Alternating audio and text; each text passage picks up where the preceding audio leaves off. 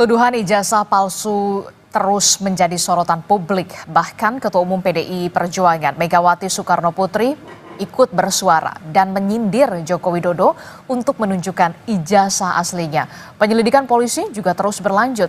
Lalu pertanyaannya, mungkinkah penegak hukum mampu membuktikan keaslian ijazah Jokowi? Pagi ini kita akan membahasnya bersama dengan sejumlah narasumber yang sudah hadir ke studio. Di antaranya adalah penggugat dari ijazah Jokowi. Sudah ada Mas Roy Suryo. Selamat pagi, Assalamualaikum Mas Roy. Waalaikumsalam warahmatullahi wabarakatuh, Mbak Adisti. Terima kasih sudah menyempatkan waktu sebelum ke Polda Metro Jaya. Betul, jadi ini eksklusif nih Kompas TV. Dapat slot persis nanti jam 10. Eksklusif Roy Suryo memberikan keterangan sebelum nanti diperiksa di Polda Metro Jaya. Nanti kita akan kulik. Sementara di lain sambungan daring ada Sekretaris Jenderal Barisan Rakyat Jokowi Presiden atau BARAJP, Relly Regan, yang nanti akan bergabung kemudian, dan juga ada pakar hukum pidana dari Universitas Jenderal Sudirman, Prof. Hipnu Nugroho. Selamat pagi Prof. Hipnu. Selamat pagi Mbak Adisti, Bang Roy, Mas Roy. Pagi Prof. Kita masih membahas soal gonjang-ganjing tuduhan ijazah Jokowi yang kita tahu ini terus berlanjut dan secara eksklusif begitu.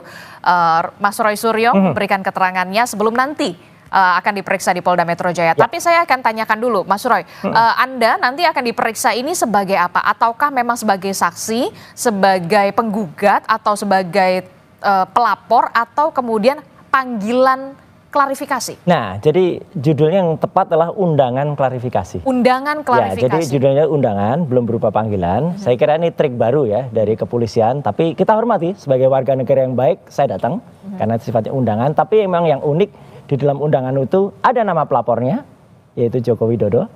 Undangan klarifikasi atas pelaporan Joko Widodo.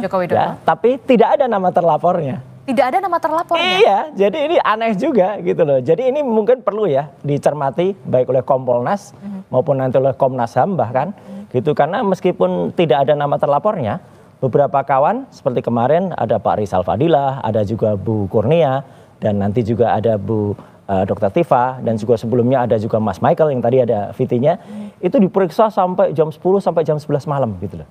Jadi saya kira ini perlu ada aturan yang benar ya, yang baku di kepolisian. Jangan sampai belum jelas ada terlapornya, belum jelas kasusnya apa gitu ya. Kasusnya kan udah ada pelapornya.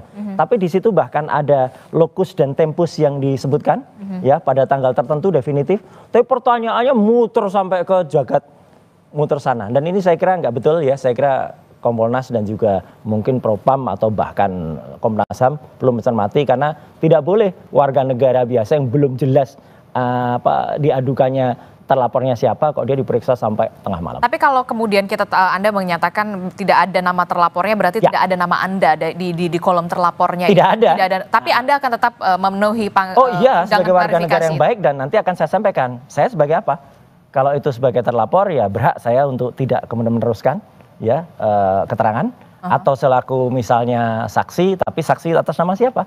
Kalau itu misalnya atas nama saudara kita, kan kita nggak boleh bersaksi. Jadi buat apa berpanjang-panjang?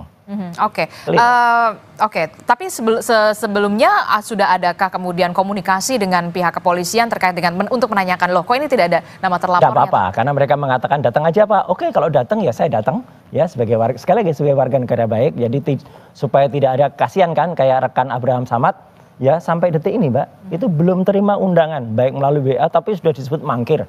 Ini kan nggak bagus juga lah. Rekan Respon saya kira juga Dokter Respon, saya juga mendapatkan info beliau tuh belum dapat panggilan, jangankan fisik, WA pun belum ada. Tapi kalau nanti disebut dia sudah dipanggil. Tapi Anda sudah di WA? Kalau saya sudah terima WA, dan kemudian ditanya apakah bersedia datang, saya bersedia, nggak ada masalah. Tapi Anda sempat menanyakan mengapa kemudian tidak ada terlaporan namanya saya? Belum ketemu. Nanti pada saat ketemu dengan penyelidik atau dengan pemeriksa atau pengundang ya, saya sebut pengundang karena suratnya undangan, itu saya akan tanyakan. Seorang Roy Suryo nanti akan ke Polda Metro Jaya untuk memenuhi undangan klarifikasi. Betul. Pada pukul 10.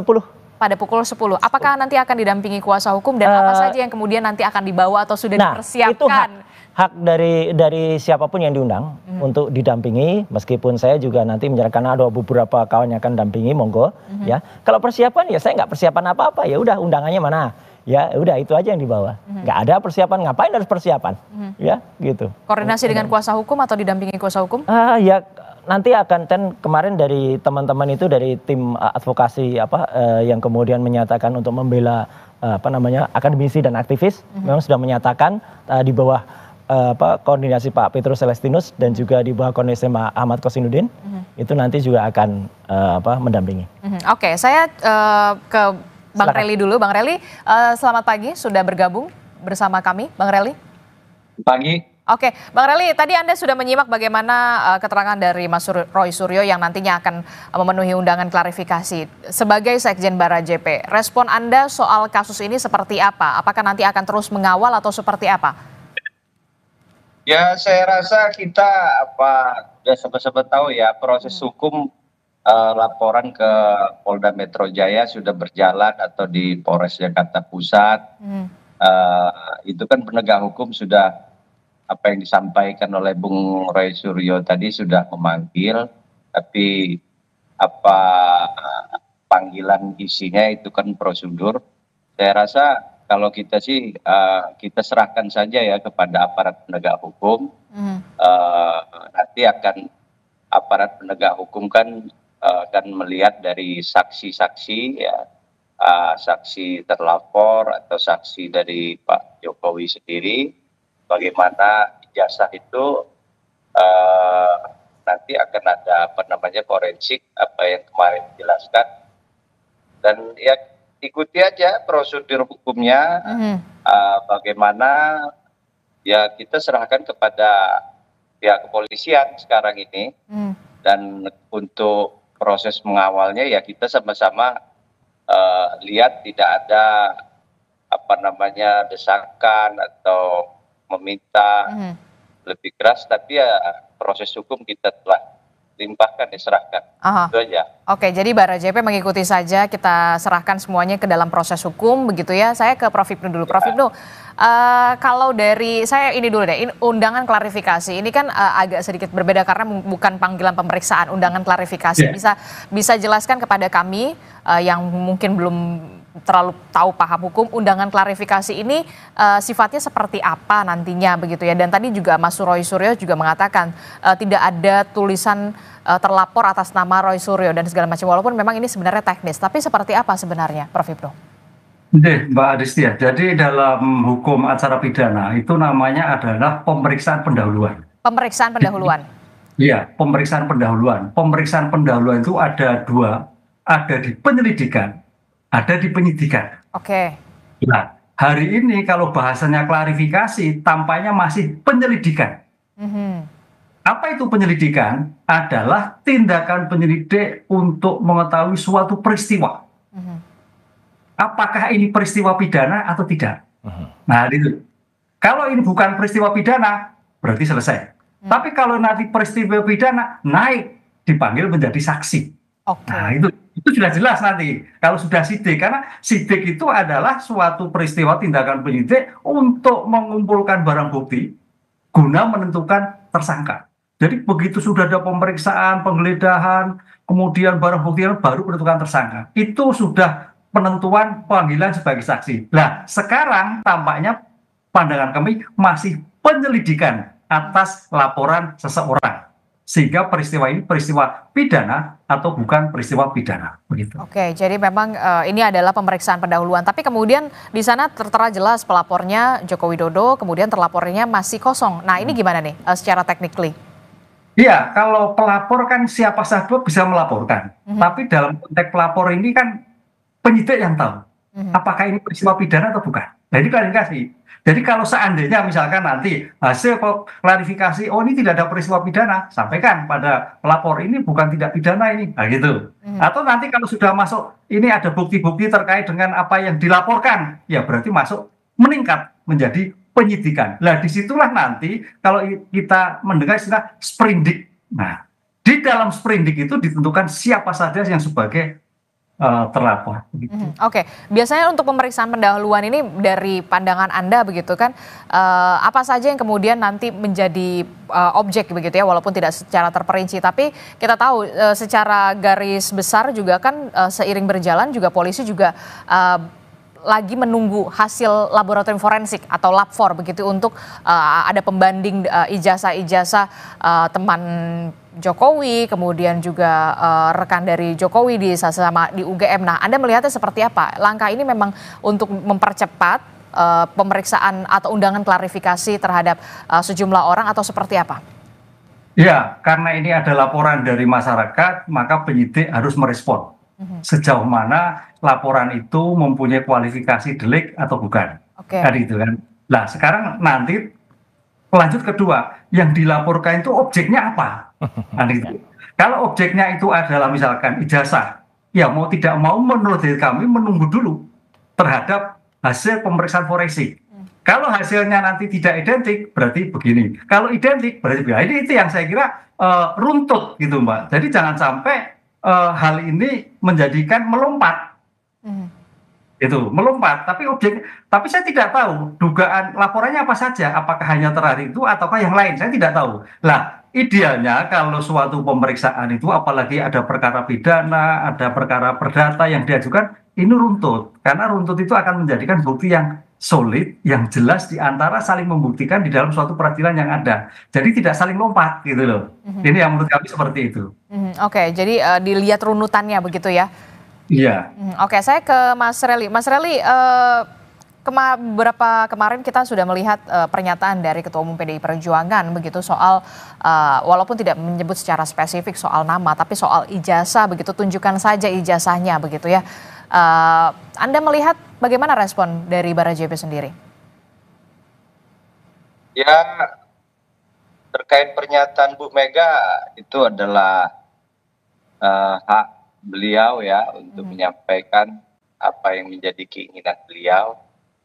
Tapi pada hari ini dan sebelumnya proses hukum telah berjalan ya. Apa laporan kita, laporan Pak Jokowi sudah masuk. Ya kita ikutin saja apa proses hukum sekarang yang ada. Persoalan nanti jasa itu akan diperlihatkan di persidangan atau di penegak hukum. Nanti biar masyarakat sama-sama melihat itu, dan ini agar menjadi pembelajaran bagi kita semua, masyarakat Indonesia khususnya, bahwa ada spesifikasi atau profil hak-hak masyarakat atau rakyat siapapun untuk mengemukakan, menyampaikan hak-hak pribadinya ke muka umum itu bisa atau tidak, itu ya nanti aparat penegak hukum ya nanti setelah penyelidikan apa yang disampaikan oleh Profesor Ibnu tadi, nanti aparat penegak hukum akan melakukan pembantaran mungkin ya, dan bagaimana proses laporan ini baik dari masyarakat atau dari Pak Jokowi sendiri. Nanti ada saksi ahli, keterangan-keterangan. Nah, disitulah nanti apa di persidangan ya. Apa yang disampaikan Bu Mega, kita pada prinsipnya ya apresiasi, kita ucapkan terima kasih kepada Bu Mega. Mudah-mudahan dapat kita sampaikan saran pendapat kita kepada Pak Jokowi. Oke, Mas Roy, dengan adanya pernyataan dari Ketua Umum PDI Perjuangan Megawati Soekarno Putri yang dalam tanda kutip menyindir lah ya, walaupun tidak secara spesifik menyebutkan nama, Anda merasa terdukung? Bukan masalah terdukung ya, saya bersyukur makin banyak orang waras di negeri ini. Hah? Iyalah. Kenapa? Waras itu artinya bisa berpikir sehat. Ya jelas lah, Ibu Mega itu adalah dulu yang mengangkat Jokowi, kemudian bahkan mendukung ketika masih didukung oleh PDI Perjuangan. Artinya itu adalah nasihat yang sangat bagus dari orang yang pernah mengangkat Jokowi gitu loh. Kalau kemudian yang diangkat tidak merasa, ya itu kan kayak malin kundang aja gitu berarti kan. Gitu. Jelas betul nih statement dari Ibu Mega, dan saya kira statement dari mostly ya orang kan udah banyak sekali. Saya kira Mbak Adisti dan pemirsa Kompas TV kan bukan hanya dari Ibu Mega statement semacam ini. Udah tunjukkan aja gitu. Kayak bahkan Barack Obama pun ketika disinggung dia tidak kelahiran Amerika, dia dengan langsung menunjukkan birth certificate-nya gitu, artinya kelahiran sertifikat. Dan saya kira ini kalau pikiran, sekali lagi saya ulangi, pemikiran orang waras ya seperti ini. Gitu loh. Jadi tunjukkan saja, tunjukkan saja selesai gitu, dan tidak membuat masyarakat kemudian malah artinya kemudian dikriminalisasi, ya. Saya bilang gitu. Berlarut-larut begitu. Berlarut-larut karena ada pemeriksaan sampai dengan Bu Kurnia sampai jam 11 malam, ya. Kemudian nanti nggak tahu sampai jam berapa rata-rata untuk sebuah hal yang sifatnya klarifikasi. Dan sekali lagi tadi ada kalimat yang saya sampai tersenyum, ya, ada istilah pembantaran. Itu pembantaran tuh orang yang sakit kemudian dibantarkan ke rumah sakit gitu lah dalam sebuah pemeriksaan. Ini jauh sekali dari situ. Jadi artinya sekali lagi kalau soal Bu Mega, ya, kalau dia itu merasa bahwa dia dulu pernah dibesarkan dan dia tidak menjadi malin kundang, harusnya dia ikut saran dari Bu Megawati. Oke, tapi apa yang kemudian menjadi keyakinan Anda dan juga bersama rekan-rekan yang lain begitu yang juga kemarin juga sudah memenuhi undangan klarifikasi kalau ini ada yang dalam tanda kutip dugaan seperti tuduhan Anda begitu ya, ada yang tidak beres begitu. Iya, karena nggak beresnya begini. Katanya kan kita hormati ya, Jokowi katanya ijazah saya tidak pernah dikeluarkan sama sekali. Ya gitu. Tapi bukannya kemarin pas di Bareskrim itu betul. Itu dititipkan Oke, untuk diberikan. Kita hormati itu. Tapi artinya berarti ada ijazah yang sebelumnya sudah keluar. Itu kan berarti kan bukan itu ijazahnya, katanya kan gitu. Oke. Nah, berarti ijazah yang pernah ditunjukkan oleh salah seorang kader partai, ya, itulah seharusnya justru terlapor. Dia harusnya disebut membuang hoax, ya gitu, atau kemudian menyampaikan hoax. Karena apa? Karena jelas betul yang dia sampaikan ini biar nggak ribut atau biar tenang lebarannya. Waktu itu tanggal 1 April dia bilang inilah yang asli. Itu dia bilang. Begitu dia bilang yang asli dan ternyata disebut itu bukan yang asli. Dr. Rismond, Dr. Roy, Dr. Tifa menganalisis yang salah. Lah berarti orang yang memastikan yang itu yang asli itu harusnya diperiksa dulu. Dan dialah sebenarnya bisa kena di dalam pasal 32 dan 35 Undang-Undang ITE. Kami ini kan tidak melakukan apapun terhadap ijazah itu. Tidak mengambah, tidak mengubah, nggak nambahin kacamata gitu ya. Kemudian tidak mengubah font gitu ya. Nah, tapi kalau pasal itu ditancapkan, itu yang nanti mungkin harus dipertanyakan oleh semuanya gitu ya. Kenapa sebuah pasal yang harusnya dikenakan pada kader PSI itu, yang dia menampilkan, membuat asli sesuatu yang sebenarnya tidak asli, katanya begitu. Itulah yang malah tidak kena. Justru kita yang sama sekali kita tidak menyentuh alat bukti elektroniknya, itu mau dikenakan dan itu kan tujuannya agar sanksi pidana yang sangat gede gitu ya, 8 tahun, 12 tahun, itu bisa jadi alasan untuk nanti melakukan tindakan lebih jauh. Tapi nggak apa-apa lah, sekali lagi biar masyarakat melihat ini, jadi makanya saya datang, bahkan diundang Kompas TV pun pada saat-saat yang orang bilang, oh saatnya kritis banget Mas, itu waktunya mepet gitu. Enggak, saya hormati media seperti Kompas TV dan juga media yang lain termasuk podcast, kayak podcast Sentana kemarin dan podcast yang lain kayak Abraham Samad, podcast Diskursus, podcast Forum gitu ya. Untuk kemudian menyampaikan ini kepada masyarakat dan podcast-podcast ini adalah selaku pilar keempat dari demokrasi. Oke. Gitu. Mereka hanya menyampaikan informasi yang seharusnya diketahui oleh masyarakat, termasuk Bu Mega. Kalau Bu Mega misalnya tahu itu sudah ditayangkan, ya sudah selesai gitu loh. Tapi bagaimana respon Anda ketika kemarin adik ipar Jokowi kemudian membawa itu ke Bareskrim begitu, kemudian apakah Anda juga punya keyakinan kuat tentang apa yang sudah Anda katakan pada Oke, kita hormati semua. Jadi bahwa Pak Wahyudi atau siapa gitu namanya kemarin adik ipar atau adiknya Iriana itu bawa, meskipun itu agak lucu gitu. Artinya kan harusnya dia itu dipanggil gitu ya. Dipanggil kemudian ada proses penyitaan gitu. Ini kan kemarin hanya ditunjukkan ketika dia datang. Tapi oke lah, itu kita hormati semua. Kalau moga-moga tadi Bareskrim kemudian nanti dalam platformnya itu meneliti itu. Tapi menarik kemudian pendapat dari Prof. Hipnu juga gitu di Kompas beberapa waktu yang lalu. Kalau kemudian itu nanti akan disandingkan atau harus ada misalnya harus ada pembanding gitu. Saya pernah menyatakan pembanding sebaiknya yang netral dari luar. Kalaupun tidak, ijazah itu harus bisa ditampilkan oleh lapor. Misalnya ya, ditolak nggak usah ada pembanding. Oke, tapi ijazah itu kan diperiksa oleh lapor. Supaya jelas, ijazah itu harus tampilkan. Kemudian keterangan dari lapor tidak boleh hanya satu kalimat saja, misalnya yang otentik atau identik. Mbak pernah nggak? Misalnya kita diperiksa kesehatan. Ya, pemeriksaan dari lab manapun kan jelas, misalnya SGPT berapa, SGOT berapa, jelas detail kan. Kan kita nggak mau terima aja misalnya Anda sehat gitu.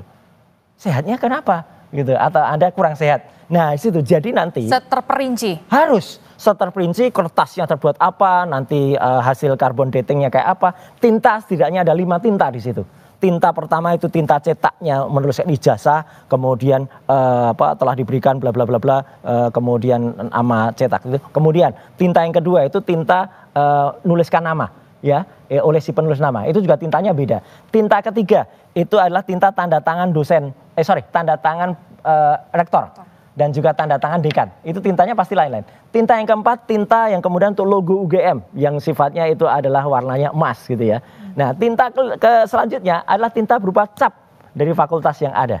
Nah, itu harus ada keterangannya masing-masing. Tinta terbuat dari apa namanya, kimianya apa, unsurnya apa saja.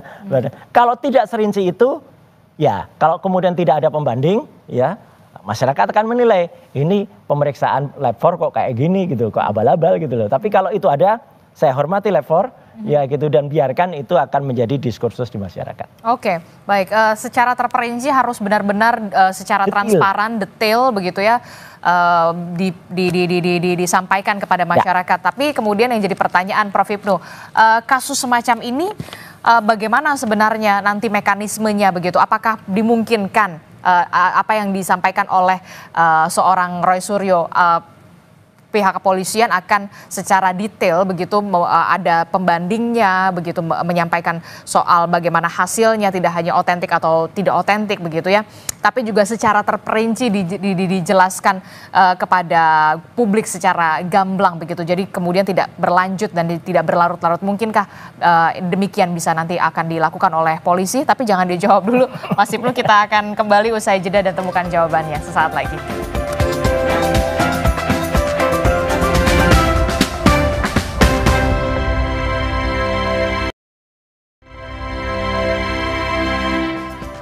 Terima kasih Anda masih bersama kami dalam Sapa Indonesia Pagi. Saudara, masih membahas soal gonjang-ganjing, tuduhan atau tudingan soal ijazah Joko Widodo yang sampai saat ini masih terus berlanjut. Dan rencananya memang Roy Suryo yang hadir di pagi hari ini pada pukul 10 pagi nanti akan memenuhi undangan klarifikasi dari penyidik Polda Metro Jaya. Saya masih meneruskan dialog saya bersama dengan Mas Roy Suryo, kemudian ada Prof. Hipnu dan juga Mas Regan.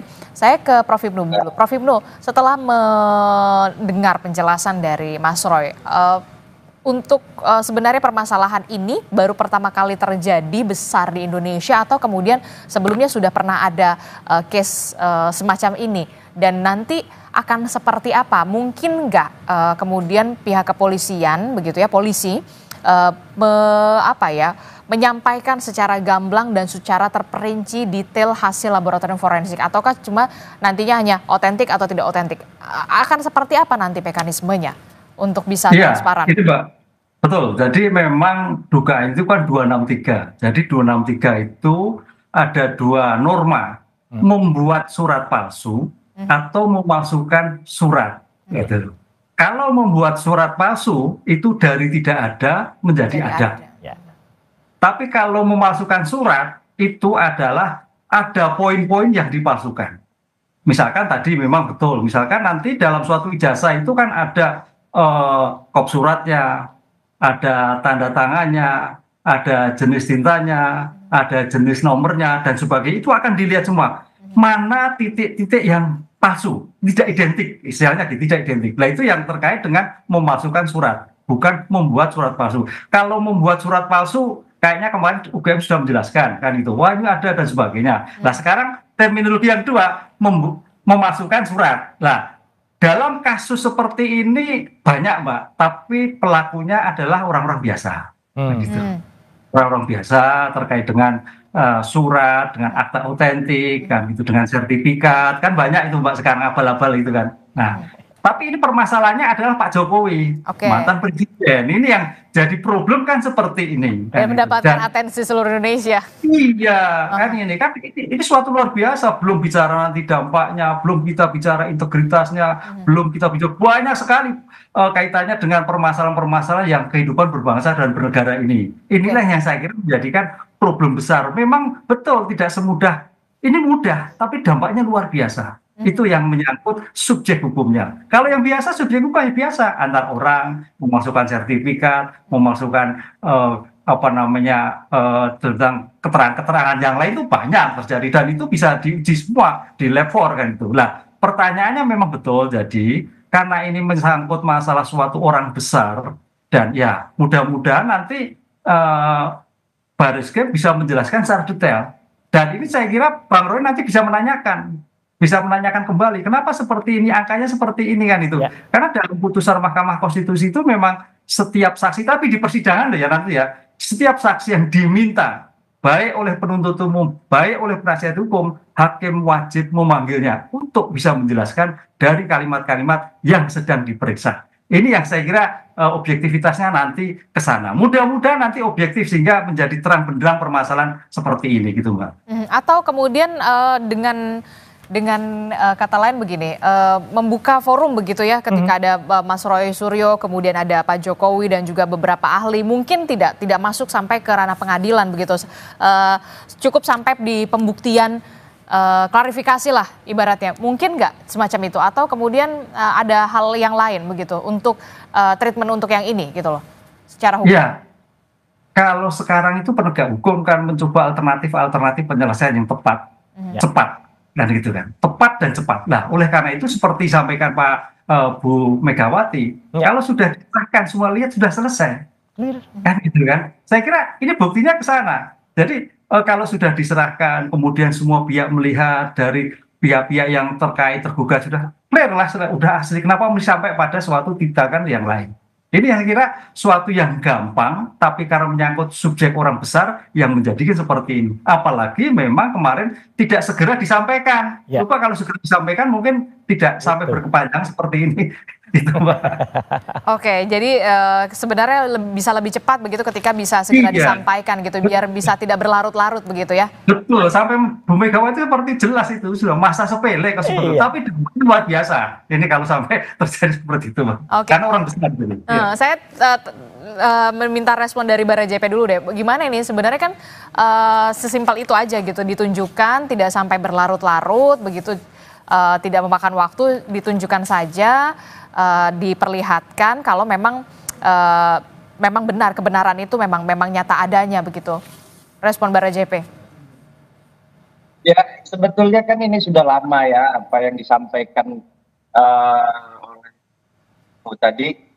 Sudah lama Pak Jokowi dari dia presiden periode pertama sampai periode kedua sampai akhir masa jabatannya kemarin, ini dibiarkan dan tidak ada juga dilakukan apa kita atau relawannya atau Pak Jokowi sendiri melaporkan kan, artinya itu hak pribadi beliau, dan untuk menyampaikan memperlihatkan bahwa ijazah beliau itu sudah dilakukan dari beliau sebagai wali kota, sebagai gubernur, itu waktu itu Pak Roy Suryo itu Pak Menteri waktu itu, waktu Pak Jokowi gubernur, terus presiden, dan itu ada proses yang dilakukan tahapan-tahapan baik di KPU ya ataupun di kepolisian untuk mengurus pencalonan beliau. Jadi saya rasa keabsahan itu yang bisa menyatakan apa yang disampaikan Pak Jokowi waktu itu, yang berhak itu saya untuk menyampaikan atau tidak itu saya, atau saya akan sampaikan itu, yang meminta tuh nggak boleh. Apa waktu itu ada rombongan TPA apa ya yang ke rumah Pak Jokowi di Solo, sudah disampaikan waktu mereka meminta ijazah Pak Jokowi ke rumah Bapak di Solo, dan beliau enggan memperlihatkan, tapi setelah itu diperlihatkan kepada wartawan. Artinya sekarang proses hukum telah berjalan, telah saudara Roy Suryo hari ini minta keterangan atau dipanggil sebagai apa, itu prosesnya penegak hukum lah yang tahu. Untuk tanggapan kita dari Bara JP, ikutin saja, dan kalau memang merasa itu salah atau benar, apa salahnya sih kita minta maaf. Ya saya rasa nggak ada ya, kita ini juga sama-sama warga negara yang baik. Pak Roy Suryo juga, apa yang didaung-daung Pak Suryo dan kawan-kawan. Jadi kalau memang dapat keterangan dari unggahan atau pernyataan Ya, kita kan manusia biasa ya, tapi kembali lagi kepada Roy Suryo dan kawan-kawan. Jadi Anda menginginkan seorang Roy Suryo ketika memang ada kesalahan begitu meminta maaf secara langsung begitu atau kemudian di depan publik begitu? Ya, saya tidak sampai ke pernyataan sejauh ini ya, kalau tidak Roy Suryo dan kawan-kawan itu merasa bahwa ini mereka kan mendapat unggahan dari saudara Sandi ya. Nah, itu. Sebelum Justru dia itu yang salah. Dan saya rasa yang disampaikan Bu Mega itu kan saran pendapat yang bagus. Nah, sekarang Roy Suryo dan kawan-kawan, ya kita sama-sama manusia biasa. Roy Suryo ini mantan pejabat, mantan tokoh, Pak Jokowi juga presiden 2 periode. Sebetulnya ini karena ada keinginan untuk menyampaikan ini mungkin beda caranya ya. Saya rasa hal-hal seperti ini tidak perlu diulangi lagi lah. Cukup sampai di sini buat pembelajaran. Nah, sekarang apa yang dihadapi ya hadapin aja dulu ya. Tapi ya jangan terus kita seolah-olah kita menyatakan diri kita betul, benar. Ya seperti apa yang dikatakan Prof. Hipnu tadi, ya itulah proses hukumnya. Nah saya dengar ya berapa hari ini, ya jangan kita ego ya saling. Jadi saya rasa Pak Jokowi juga mantan kepala negara, mantan presiden ya. Mudah-mudahan ya beliau, tapi bagaimana itikat baik dari kawan-kawan lah. Itu saja saran pendapat saya bagi kawan-kawan yang masih belum puas. Silahkan Mas Roy. Ya, Mas Roy. Saya kira nggak apa-apa kalau real ya, itu artinya siapa tahu ya, justru misalnya. Kalau memang ada kekeliruan. Kalau ada kekeliruan bukannya. Anda bersedia untuk menyampaikan kalau kekeliruan, tapi insya Allah kalau memang itu yang kami teliti, ya jelas-jelas itu adalah fake document. Ya ternyata kalau yang diunggah oleh Sandi, ya itu. Nah ternyata kalau misalnya Sandi mengunggah dokumen yang salah, dia juga harus yang minta maaf. Tapi kalau ternyata dokumen itu ternyata yang salah adalah yang punya Pak Jokowi, ya Pak Jokowinya juga harus minta maaf. Gitu. Kan clear aja, kita kan katanya semua equality before the law, semuanya sama di muka hukum. Tapi juga demikian juga ketika pemeriksaan ini, juga sekali lagi saya sampaikan dari Pak Ahmad Kosinudin ya selaku tim kami itu juga mengatakan ini benar-benar pemeriksaan yang di luar batas gitu loh. Kenapa di luar batas? Ya karena baru pada tahap klarifikasi saja undangan itu sudah sampai saksi itu diperiksa ibu-ibu loh ini ya Bu Kurnia tuh dari jam 10 pagi sampai jam 11 malam gitu kan. Udah kayak sifatnya udah kayak tersangka saja gitu ya gitu kan. Jadi artinya tidak clear, sedangkan yang pelapornya itu Mbak itu baru melaporkan dan hanya 2 jam kemudian katanya sudah cepat sekali gercep dan belum ada satu saksi pun dari pihak pelapor itu yang diperiksa gitu. Kalau ada imbang dari mereka juga diperiksa, kemudian misalnya semua dokumennya juga ditunjukkan. Sekali lagi saya mengatakan terima kasih kepada Ibu Mega, Presiden kelima kita yang masih masuk pada golongan orang yang waras ya di Republik ini, yang kembali mengungkapkan pendapat. Saya kira pendapat waras ini perlu Mbak diikuti oleh kader-kadernya gitu ya. Gitu. Jadi menurut Anda penyidik juga perlu juga memeriksa seorang Sandi begitu yang juga. Oh iya. Anda kan betul, dari karena kan dia itu yang menampilkan dan saya baru bergerak setelah ada postingan dari Sandi pada tanggal 1 April itu. Tanggal 1 April. 1 April. Itu dia posting itu di X. Di X. Di Twitter. Dan kemudian. Waktu itu unggahannya seperti apa? Unggahannya adalah dia mengatakan bahwa biar lebaran Anda tenang gitu ya. Inilah ijazah yang asli, dia bilang gitu. Nah, itulah kemudian kenapa kami dari dasar unggahan itulah kemudian. Ya karena unggahan itu lebih maju dari fotokopi yang disampaikan oleh Dekan Fakultas Kehutanan. Pak Sigit Sunarta yang masih berupa fotokopi hitam putih. Ini berwarna. Jadi, kalau ini berwarna ini menarik untuk diteliti. Dari situ kita kemudian. Jadi awalnya Anda meneliti yang dari kehutanan dulu? Yang dari kehutanan karena itu saatnya fotokopi itu nggak bisa diteliti. Itu kan fotokopi hitam putih dan ada berdasar video dan dia ketika kami datang ke Jogja waktu itu juga tidak menunjukkan lagi gitu loh. Aneh gitu Pak Dekannya nggak mengatakan langsung aja nanti dari yang bersangkutan langsung. Akhirnya kami dapat skripsi Justru ketika dapat skripsi itu Mbak, kami bisa sampaikan skripsinya karena itu primary evidence ya, dan itu skripsi nggak bisa dikatakan salinan gitu ya.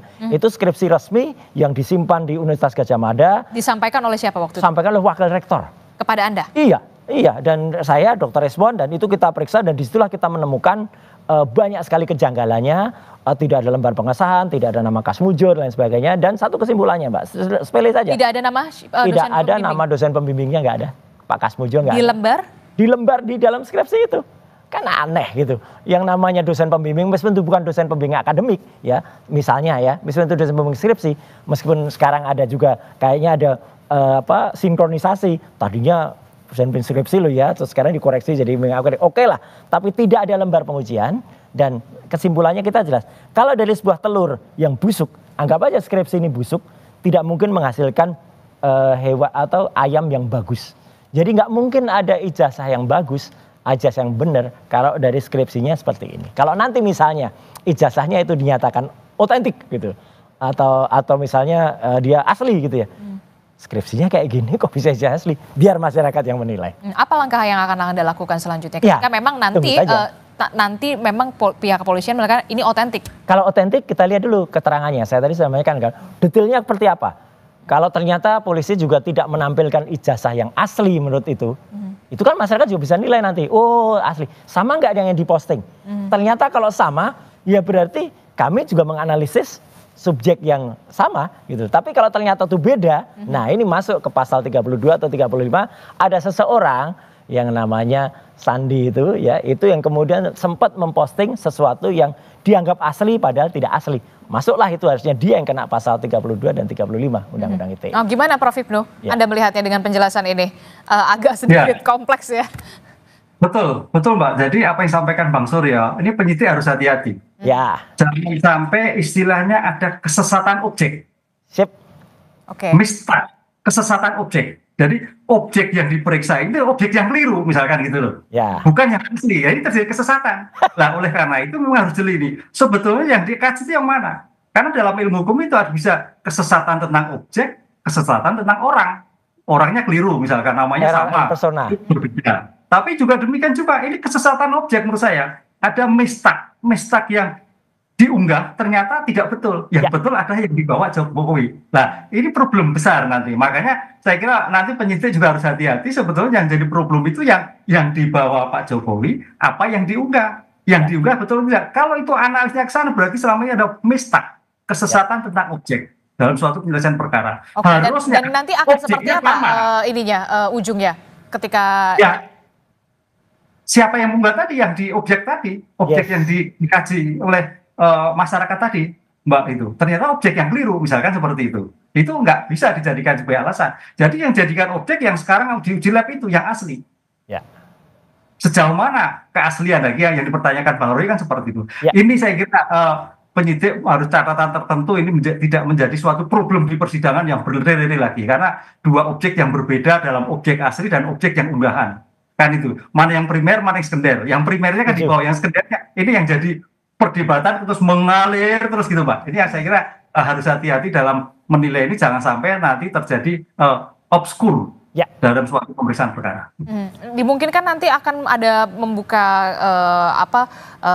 opsi, mungkin akan ada undangan klarifikasi juga kepada seseorang yang memang waktu itu mengunggah. Iya harus menurut saya. Bagaimana Prof Hipnu Anda menilainya? Iya. Dalam hukum pidana kan mencari kebenaran material, Mbak.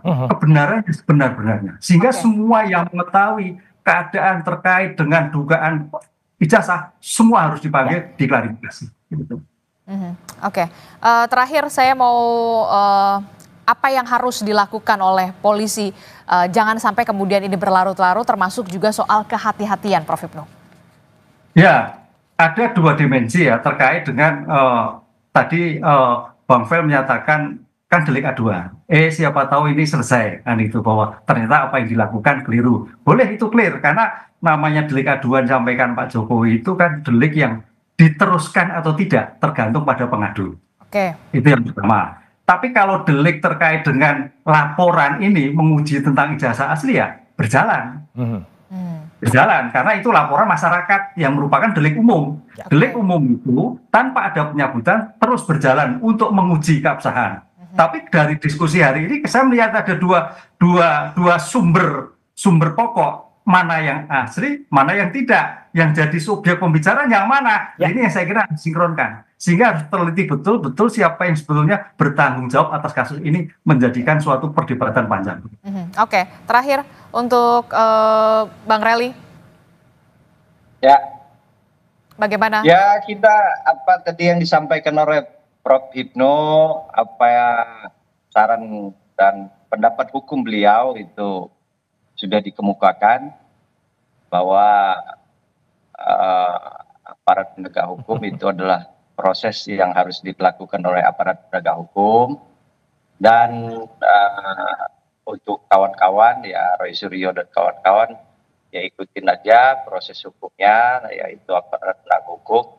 Dan kalau ada itikat baik mengenai yang asli atau tidak asli itu, saya rasa hal manusiawi ya, kalau Pak Suryo bisa juga nanti menyampaikan permintaan maafnya, baik secara lisan, elektronik, dan kalau proses hukum, kalau kita sudah serahkan kepada pihak kepolisian ya, jadi untuk pembuktian atau di persidangan itu adalah menjadi ranahnya penegak hukum. Betul. Itu aja. Ya. Oke, terakhir Mas Roy, apa yang ingin Anda respon? Jangan memframing ya gitu. Artinya seolah-olah dikatakan yang salah. Jelas nanti yang salah itu adalah orang yang memposting objek yang tidak benar. Kalau ternyata itu benar, ya kami bertanggung jawab gitu ya terhadap analisis kami, karena yang kita posting ternyata itu sama dengan yang ada di kepolisian. Jadi kan ini clear. Kalau clear yang kita periksa sudah benar. Tapi kalau ini ternyata kemarin salah. Nah justru orang yang salah itu yang kemudian harus minta maaf. Tapi kalau ternyata hasil dari kepolisian. Tapi berarti Anda juga tidak mau minta maaf begitu ketika? Bukan, maksudnya gini. Yang salah harus minta maaf. Anda itu tidak setuju. mengaku salah. Karena yang kami periksa itu. Menelisik dari data yang salah. Bukan, karena data itu dikatakan asli. Oke. Iya kan, orang yang dan dia sempat mengatakan ini data dari sumber yang otentik, sumber yang dipercaya gitu. Setelah ketemu di salah satu podcast baru dia ngaku itu nggak dapat dari Pak Jokowi asli. Saya langsung bilang, nah Anda berarti nyebar hoax kalau gitu yang terjadi, gitu kan? Gitu karena kalau itu tidak benar. Tapi oke lah, kita lihat saja nanti Mbak. Gitu. Artinya kami tetap menyampaikan ini berdasarkan ilmu pengetahuan dan kali lagi ini berdasarkan Undang-Undang Keterbukaan Informasi Publik. Masyarakat harus tahu. Apalagi ijazah itu adalah bukan yang dikecualikan menurut dari undang-undang itu dalam pasal 17. Ya, clear betul kalau itu dan bukan termasuk dalam Undang-Undang Nomor 27 pasal tahun 2022 itu bukan termasuk perlindungan data pribadi. Tidak ada data pribadi apapun seperti misalnya NIK dalam KTP dalam ijazah itu. Apalagi di skripsi. Skripsi itu adalah bahan publik untuk kemudian diketahui dan skripsi itu yang kami periksa adalah primary evidence. Kalau itu nanti dikatakan, oh skripsinya bukan yang itu. Nah satu lagi berarti yang telah memberikan bukti yang tidak benar, yaitu UGM. Makanya kan ini ada gugatan juga terhadap UGM, termasuk gugatan kepada Pak Kasmujo, yang dia mengaku tadi katanya dosen pembimbing skripsi, ternyata kemarin mencoba sekarang digeser, dikoreksi menjadi dosen pembimbing akademik, padahal jelas betul yang dikatakan tahun 2017 dulu oleh Pak Jokowi, dia adalah pembimbing skripsi. Gitu. Jadi kan kalau pembimbing skripsi harusnya ada di skripsi. Jadi kenapa saya harus mengatakan skripsi? Karena kalau skripsi itu 99,9% ya itu kami benar-benar meriksa dari primary evidence. Kalau ijazah oke lah, kalau itu dikatakan ijazah, oh itu bukan ijazah yang asli. Meskipun itu kami percaya tadinya oleh Sandi. Tapi kalau itu ternyata nanti dari tempat Pak Jokowi itu yang asli, nggak apa, harus dipublish. Sehingga dengan demikian hasil dari publikasi itulah yang kemudian boleh jelas dan kita boleh meneliti. Karena dia adalah tokoh publik, pejabat publik, dan kita adalah warga akademisi, warga yang melihat itu secara saintis, dan pernyataan bahwa palsu tidak palsu, Mbak. Sekali lagi, ini adalah pernyataan akademik, pernyataan ilmiah. Ada yang namanya fake, not fake. Ada yang namanya match, mismatch. Ya. Jangan kemudian itu palsu, itu melanggar. Enggak, ini adalah definisi dalam ilmu pengetahuan. Oke, Anda siap untuk menempuh? Oh iya, harus. Kalau semua siap, harusnya itu akan bagus. Tapi kalaupun tidak, ya ikuti saja saran Bu Mega, tampilkan saja selesai gitu. Dan itu disampaikan oleh Bu Mega kemarin ketika launching buku secara ilmiah di BRIN. Jadi saya kira ini dalam kajian ilmiah juga gitu. Oke, baik. Kita akan tunggu bagaimana kelanjutan dari kasus ini dan juga undangan klarifikasi yang nanti Anda penuhi di penyidik Polda Metro Jaya. Terima kasih Mas Roy Suryo telah bergabung bersama kami. Kemudian Prof. Hipnu, terima kasih. Dan juga Bang Reli, terima kasih sudah bergabung bersama kami. Sehat selalu Bapak-Bapak. Assalamualaikum. Selamat pagi. Waalaikumsalam.